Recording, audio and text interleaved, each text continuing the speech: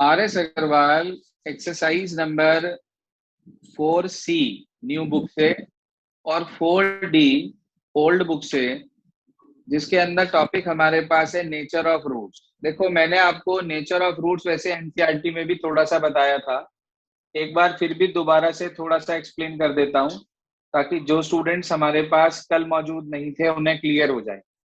Topic है nature of roots.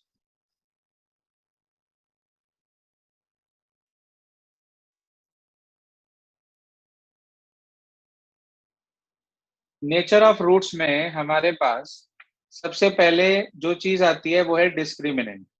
हर एक का नेचर जो है बेसिकली वो डिस्क्रिमिनेंट पर डिपेंड करता है। तो आपने जो है सबसे पहले एक क्वाड्रेटिक इक्वेशन आपके पास है, सपोज करिए ax square plus B X plus C equal to 0। ये हमारे पास एक क्वाड्रेटिक इक्वेशन है जिसके अंदर हमें मालूम है कि a कभी भी 0 के इक्वल नहीं होना चाहिए। याद है किसी स्टूडेंट को कि क्यों नहीं होना चाहिए? सर फिर वो वो क्वाड्रेटिक फिर नहीं रहेगी। क्वाड्रेटिक नहीं रहेगी। सर वो फिर क्वाड्रेटिक नहीं रहेगी। बिल्कुल ठीक बात, क्वाड्रेटिक नहीं रहेगी। तो ये हमारे पास नेचर ऑफ रूट्स की जो है सबसे पहली रिक्वायरमेंट होती है डिस्क्रिमिनेंट, जिसे हम डी कहते हैं, बी स्क्वायर माइनस 4ac।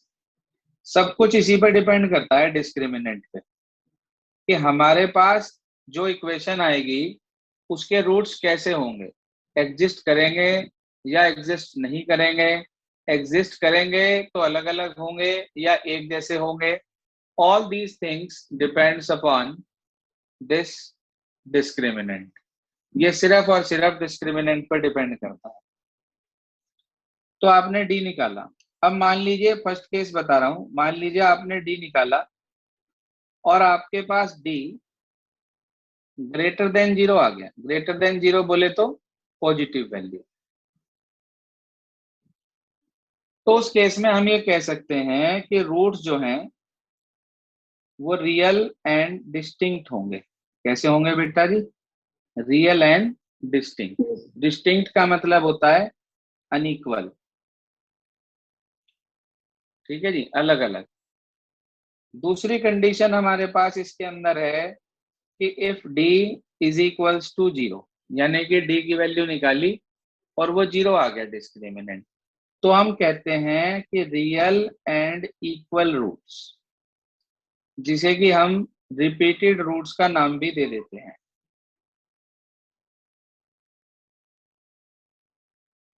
तीसरी कंडीशन हमारे पास आ जाती है, आपने डिस्क्रिमिनेंट निकाला और वो लेस देन 0 आ गया। लेस देन 0 बोले तो नेगेटिव आ गया, तो हम कहेंगे कि उस केस में real roots does not exist.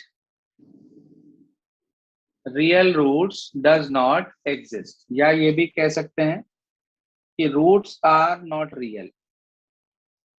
Roots are not real, या ये भी कह सकते हैं कि रूट्स आर इमेजिनरी। एक ही बात होती है तीनों की। क्लियर है सबको यहां तक? Yes sir. Yes sir. Yes sir. Yes sir. Yes sir. अब एक फोर्थ कंडीशन और है इसमें हमारे पास, वो भी आप अपने पास नोट कर लें। क्या कहती है फोर्थ कंडीशन? कि आपको कंडीशन दे दी गई कि इफ रूट्स आर रियल, सिर्फ रियल शब्द का यूज कर दिया गया। अब एक बात बताओ, रियल तो इस केस में भी है और रियल इस वाले केस में भी है, यानी कि ग्रेटर में भी और इक्वल टू में भी। तो इसकी कंडीशन होती है D greater than equal to 0। याद रखना, रियल रूट की कंडीशन होती है D greater than equals to 0। Is this clear? Yes sir. Yes sir. चलिए, ये तो टॉपिक है हमारे पास नेचर ऑफ रूट्स का। इसके बिहाफ पर हमारे पास क्वेश्चंस मौजूद हैं। आप देखें RS अग्रवाल की एक्सरसाइज नंबर 4C नई बुक में और 4D पुरानी बुक में। उसके कुछ एग्जाम्पल्स हैं हमारे पास, कुल मिलाकर 17 एग्जाम्पल हमारे पास हैं।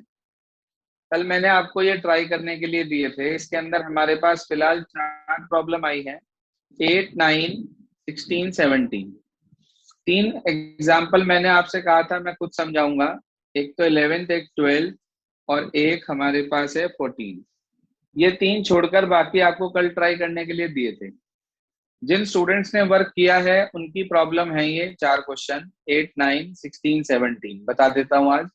कल आप लोगों का सबका होमवर्क चेक होगा, भले ही आप इस समय लाइव मौजूद हैं या बाद में रिकॉर्डेड क्लास देख रहे हैं, ध्यान से सुन लें सभी कि आप सबका वर्क कल चेक होगा वीडियो ऑन कराकर। सुबह वाले बैच का भी आज हुआ है। आज आपको करना क्या है, इसके साथ साथ ये वर्क जो मैं बता रहा हूँ ये तो करना ही है एग्जाम्पल्स, और उसके अलग इस एक्सरसाइज में हमारे पास 22 क्वेश्चंस हैं। 22 हैं, कितने हैं जरा चेक करना, नई बुक में ज्यादा है क्या?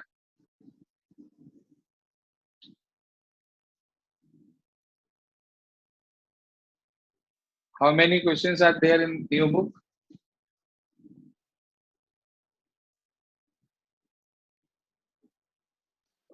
तो एक्सरसाइज 4C में ना जी सर 32। 32 हैं। चलो मेरे पास जो बुक है यस उसमें सर। 22 शो हो रहे हैं। कोई बात नहीं, आप में से एक स्टूडेंट कोई गर्ल्स में से और बॉयज साइड में से इस एक्सरसाइज की फोटो ग्रुप पर डाल देंगे प्लीज, जिससे कि जिसकी बुक में 22 या कम क्वेश्चंस हैं वो पूरा वर्क कर सके। आज आपको एक्सरसाइज नंबर 4C कह लो न्यू बुक से, या 4D कह लो ओल्ड बुक से, आपको इसके फर्स्ट 16 क्वेश्चंस ट्राई करने हैं। जिनकी बुक में क्वेश्चन कम है उनके लिए अभी जो है ये आपके पास इमेज डाल देंगे इस एक्सरसाइज के ग्रुप पर, वहां से आप लोग कर लीजिएगा। ये आपका होमवर्क है। तो फिलहाल हम डाउट्स ले रहे हैं एग्जाम्पल 8, 9, 16, 17। देखिए ध्यान से क्या कहता है एग्जाम्पल नंबर 8 पहले।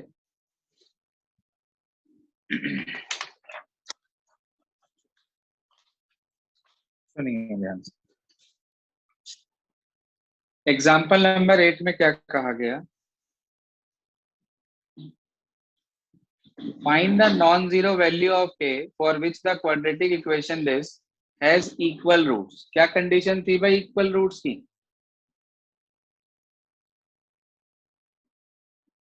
एग्जाम्पल 8 की बात कर रहे हैं हम। हाँ जी, क्या कंडीशन थी हमारे पास इक्वल रूट्स की? d equals 0. Equal to 0. D equals d 0. Equals to 0, बिल्कुल ठीक। आपने पहले इक्वेशन लिखी बेटे, kx square plus 1 minus twice of k minus 1 into X plus X square equals to 0। ये है ना इक्वेशन। आप यदि ध्यान से देखें तो ये स्टैंडर्ड फॉर्म में नहीं है। First we have to write it in standard form. बताओ इसमें से और इसमें से क्या कॉमन है? X square. एक्स स्क्वायर, यहाँ बच गया k, अगले में बच गया 1, तो k plus 1 into x square minus twice of k minus 1 into x, ये वाली टर्म प्लस 1 इक्वल्स टू 0। ये आ गई हमारे पास। अब देखना क्या ये स्टैंडर्ड फॉर्म में है भाई? ax square plus bx plus c की फॉर्म में होनी चाहिए। तो yes it is in the standard form. तो आपके पास a का वर्क इसमें कर रहा है k प्लस 1, b का वर्क कर रहा है minus twice of k minus 1, and c का वर्क कर रहा है हमारे पास 1। बोलो यहां तक सब क्लियर?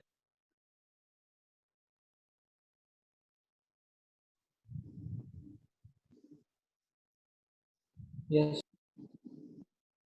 अब उसने बोला कि भाई रूट्स आर इक्वल। आपने लिखा since roots are equal. Equal का मतलब ये हुआ कि डिस्क्रिमिनेंट हमारा 0 होगा। डिस्क्रिमिनेंट का फार्मूला अप्लाई करा आपने, क्या फार्मूला होता है? b square B minus square minus 4AC. B square minus 4ac equal to 0।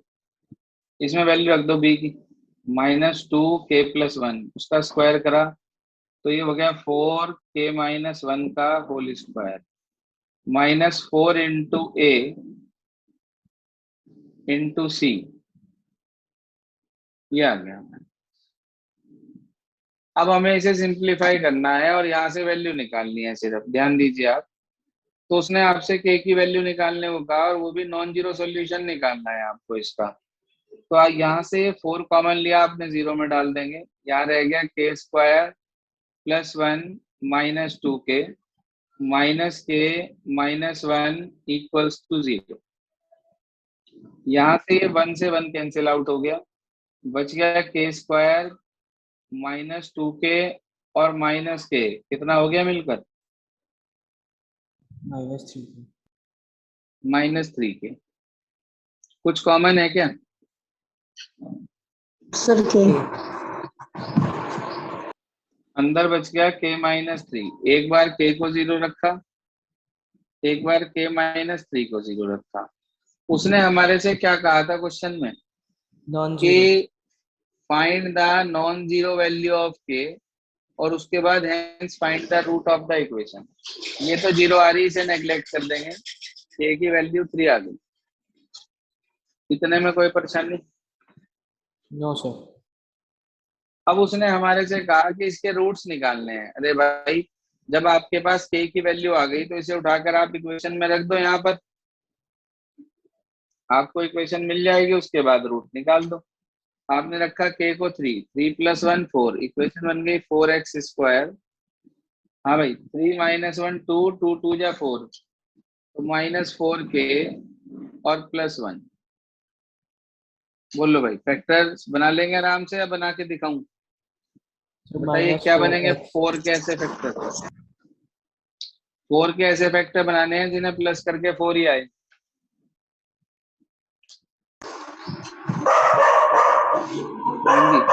Sir 2। 2k + 2k,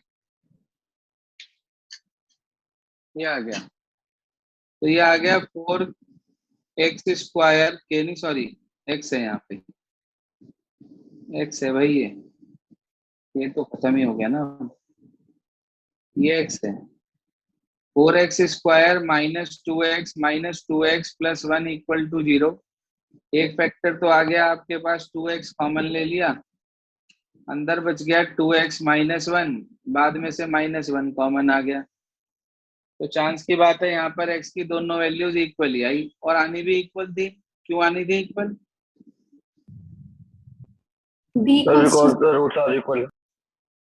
roots are equal दे रखा था क्वेश्चन में। That's the main reason behind this. Any query regarding this? No sir. चले आगे। Yes sir. Yes yes sir. देखो जी, इसके बाद अगली कंडीशन आ जाती है हमारे पास। अगला एग्जांपल, 9th एग्जांपल कह रहा 4 is a root of the quadratic equation this. कह रहा and the equation this has equal roots, और बाद वाली जो इक्वेशन है उसके इक्वल रूट्स हैं। इक्वल रूट का मतलब हुआ कि उसके अंदर b² - 4ac की वैल्यू 0 होगी। Yes sir. देखो, आपके पास दो इक्वेशंस हैं बेसिकली, हम दोनों इक्वेशंस को लेकर चल रहे हैं। पहली इक्वेशन उसने हमें दे रखी है x² + px - 4, उसका रूट दे रखा है -4। तो आप कहेंगे सिंस एग्जाम्पल 9 है भाई, since -4 is a root of the equation, since -4 is a root of the equation, equation क्या दे रखी है? x² + px - 4 equal to 0। इस इक्वेशन का रूट है, कौन है भाई इस इक्वेशन का रूट? -4। तो अच्छा, अगर -4 इसका रूट है तो -4 इसकी इक्वेशन को सेटिस्फाई करेगा?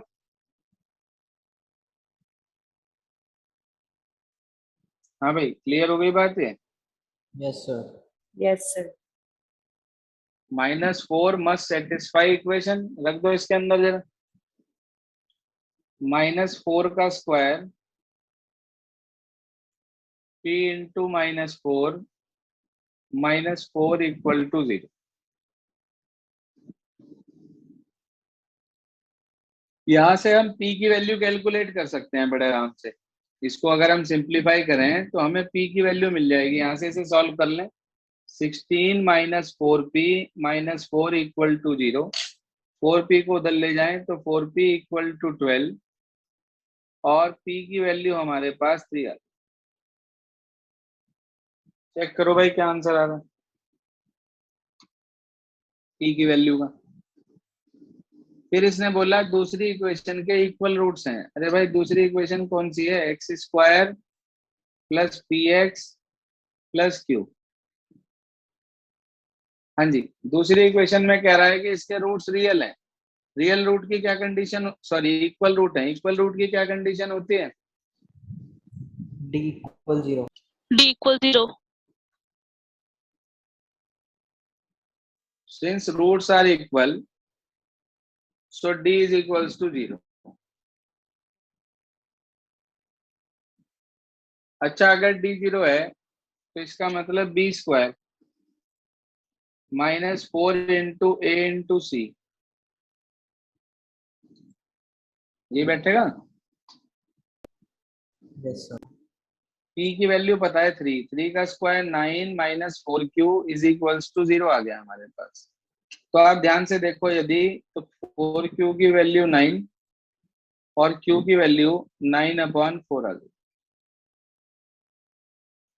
चेक करिए जी आंसर क्या दिया है।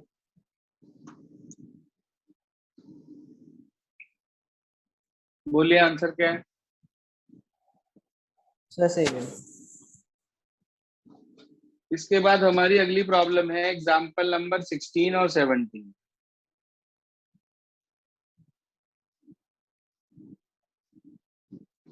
16 में क्या दिक्कत आई भाई? कह रहा के की वैल्यू निकालनी है जिसके लिए इक्वेशन के कैसे रूट हो? रियल रूट हो। Find the value of K for which the equation has real root. क्या कंडीशन होती है भाई रियल रूट की?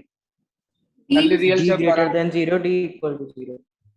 इकट्ठा बोलते हैं इसको, d greater than equal to 0। बोलो, कंडीशन क्लियर है? Yes, sir. Yes, sir.